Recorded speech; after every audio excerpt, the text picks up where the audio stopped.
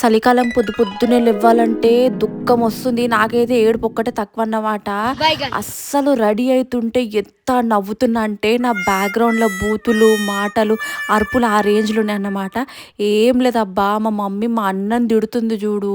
చిన్న పిల్ల అది లేచి ఆఫీస్‌కి పోతుంది. నువ్వేమో పందిలాగా 10 గంటల దాకా పడుకుంటున్నావు అని మా అన్నని ఏసుకుర్రన్నమాట ఈరోజు మా ఇంట్ల.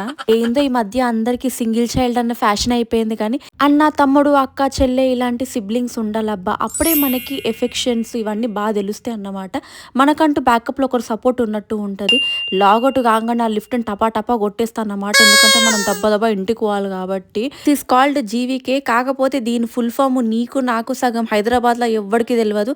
ఇఫ్ ఆల్ ఆఫ్ సడన్ నీకు తెలుసుంటే కామెంట్ సెక్షన్‌లో పెట్టు, నేను కూడా తెలుసుకుంటా. బస్సెస్ కూడా ఈరోజు మస్తు ఖాళీగా ఉండే, తొందరగానే ఇంటికి వెళ్ళిపోయాను అన్నమాట. ఇంటికెళ్ళి ఫ్రెష్ అప్ అవ్వంగానే ఈ రేగి పళ్ళు మా మమ్మీ నా చేతిలో పెట్టింది. అప్పుడు అవి తినుకుంటా నా నెయిల్స్‌ని చూసిన.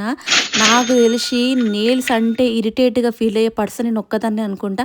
అస్సలు నచ్చవు. ఎవ్రీ వీక్ కట్ చేసి పడేస్తా నేను. ఇంటికి పోవాలి, అది చేసేయాలి, ఇది చేసేయాలి అనుకున్నా కానీ ఎందుకో చాలా అంటే చాలా టైర్డ్‌గా అనిపించింది.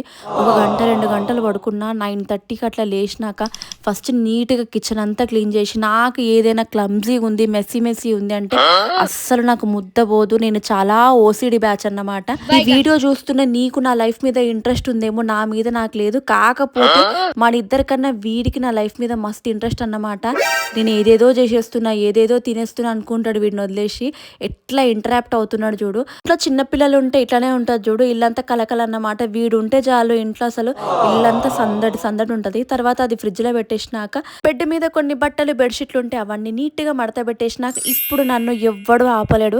టైం 10:30, 11 గానికి వస్తుంది. ఆరామ్సే పుర్సాత్తుగా నా రూమ్లో నేను కూర్చొని తిన్నా. మన రూమ్ మనకి చాలా కంఫర్టబుల్ కదా.